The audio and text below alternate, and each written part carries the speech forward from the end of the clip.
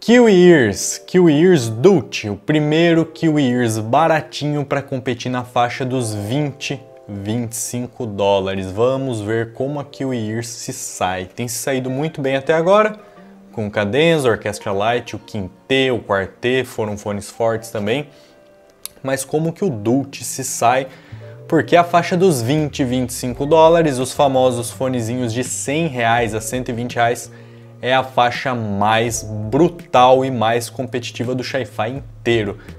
É muito difícil de competir. E como que o Dutch se sai? Vamos começar com construção. A construção dele é bem simples, um driver dinâmico, não tenta inovar nada. A caixinha é de Marlboro, mas é um Marlboro diferente, é um Marlboro azul, ó. O cabo é bem ruim, tá? O cabo é bem pior do que o de diversos fones dessa faixa de preço. O cabo da KZ, da Sgore é melhor. O cabo do Truth Earhole é muito melhor. O cabo do Defy é melhor. Então aqui já é um vacilo da Kiwi, na minha opinião. O cabo é bem ruim.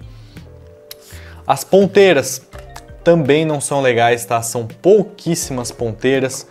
Gostaria de ver mais ponteiras. Truth Earhole conta com um kit bem melhor, com bem mais ponteiras. Você tem apenas 3 pares, todos do mesmo tipo. O cabo tá aqui, tá? Tá mega embolado, porque é um cabo bem ruim. E em construção é isso, cara. É isso e o fone. O fone é muito bonito em contrapartida. As shells tá azul com preto. Combina muito, mas muito mesmo. Na minha opinião, uma das paletas de cores favoritas minha. É um fone lindíssimo. É um fone leve, bastante confortável.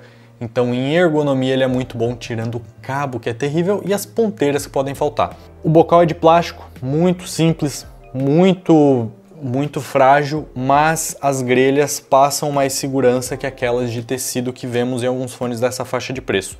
Então em construção não temos nada demais. Considerando que o Dutch custa 130 reais, mais que o dobro do Sgore Venus, uma construção melhor era quase uma obrigatoriedade. O Team C2 também possui uma construção melhor, com aço na sua construção, mais ponteiras e um cabo melhor. Então em construção decepcionou, só é bonitinho. Bom, e em som? O que eu tenho para falar em som? A faixa dos 20, 25 dólares, como eu disse, é brutal, é muito difícil de ser competida. Singot chegou com o EW100, na minha opinião não conseguiu competir bem. E agora Kiwi com o Dutch também não conseguiu competir bem, na minha opinião. Ele tem um perfil de som enérgico, tá? Graves são a melhor parte dele, são graves sensacionais, muito impacto, muita fisicalidade. Amarram muito bem, são muito bem texturizados e coerentes, tem boa velocidade. A pegada dele é mais voltada para médio grave, ele tem uma quantidade massiva até de médio grave, consegue surpreender bastante, ainda mais aliada à dinâmica e impacto quando bem amplificado. Não é um fone com foco em subgraves, é um fone com foco em médio grave. Na minha opinião, muito show de bola. Ele estende sim para o sub, tem o rumble quando precisa, vibra, tem chão, mas o foco maior é impacto e empurrada, e ele executa os graves de uma forma sensacional. Lembra bastante o Sgore Venus que eu estou usando aqui para monitorar o vídeo, por exemplo. Tem a mesma pegadinha de grave, bastante impacto no médio grave e estendendo o suficiente para os subgraves. Partindo para os médios, começam a aparecer os problemas, tá? É um fone que peca nos médios e nos agudos, peca nos médios no sentido de soar muito fino e sem corpo em algumas ocasiões. Ele tem médios graves levantados, mas ele recua muito quando chega nos médios e começa a subir para os agudos, então os médios começam a soar finos, sem corpo, porque ele tem esse buraco, tem esse contraste entre médio grave e médio agudo muito grande também, e os médios soam incoerentes e sibilam, tá? Cara, eu tenho uma faixa para testar sibilância. Sibilância é quando os sons de S's e T's começam a sair assim.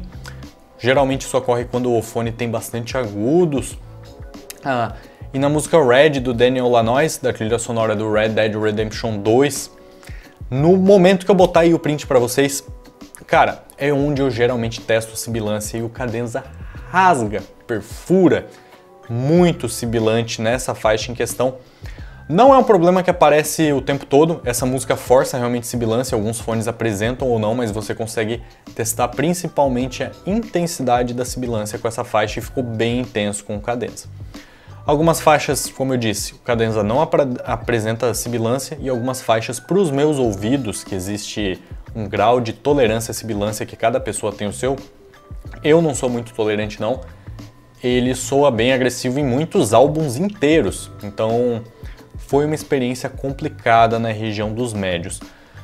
Então, além de você ter um timbre um pouco incoerente, não tão bom, você também não tem tecnicalidades de tirar o chapéu nos médios, não. Ele segue uma linha comum, ele não foge do normal, trazendo uma textura ou detalhamento muito grande. O Singot EW100, apesar de ter médios bem secos, traz um detalhamento melhor.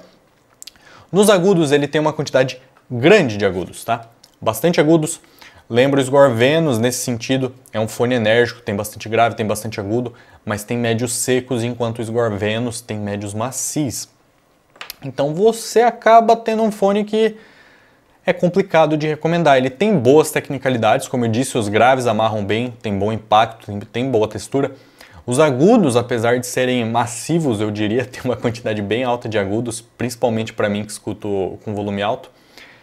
São bem executados, são bem detalhados, tem uma textura alta, tem um palco aberto para essa faixa de preço, mas não ganham do Sgor Venus. Na minha opinião, eles estão no mesmo calibre dos agudos do Sgor Venus. Falando em Sgor Venus, vamos para algumas comparações e do porquê eu não vou conseguir recomendar o Kiwi Ears Dolce, a não ser que você queira porque é muito fã da Kiwi ou porque acha ele muito bonito, porque realmente ele é muito bonito. Cara, contra o Sgor Venus custa metade do preço, tem o mesmo tipo de som, um som enérgico, bastante grave, bastante agudo, porém não tem problemas de incoerência nos médios, como acontece com o Dolce. Tem agudos mais coerentes, na minha opinião, e custa metade, né? Você consegue comprar um Sgor Venus preto e um prateado com essa grana, então não tem como eu justificar a compra do Cadenza tendo o Sgor Venus no mercado que faz a mesma proposta de maneira melhor executada e custando metade. Outros fones memoráveis dessa faixa de preço, o Truffear Rola. O Truffear Rola é um fone muito, mas muito melhor construído, mais barato, custa R$100, enquanto o Dolce custa R$130, então é uma diferença de 30% do valor, é bastante. O Rola já ganha em construção, tem um cabo muito melhor, tem mais ponteiras, tem um unboxing mais interessante, tem shells também bem bonitas e bem construídas, e em som o Rola é bem mais coerente. Tem médios mais naturais, tem graves com maior foco em subgraves, o que pode ser do seu agrado ou não, e os agudos são bem mais polidos, calmos e recuados, fazendo o Rola ser a minha recomendação na faixa dos R$100 para quem quer um fone bastante natural barra calmo, com uma pegada ali a mais nos subgraves. O Rola é sensacional. Você tem também o KZDFi, que é um fone bem mais refinado, muito mais coerente, com os timbres muito mais corretos, uma construção bem melhor, chaves de tuning, um preço melhor, palco maior, detalhamento maior, agudos mais coerentes, sem essa quantidade massiva. Então, assim, não preciso dizer mais nada. Você tem também alguns outros fones que são memoráveis, como o Tangsu Wanner, que tem uma pegada enérgica também, mas melhor executado, com uma melhor construção e um fone mais antigo e mais barato. O próprio Truffear Zero, um Drop Shoe, são fones melhores também, na minha opinião.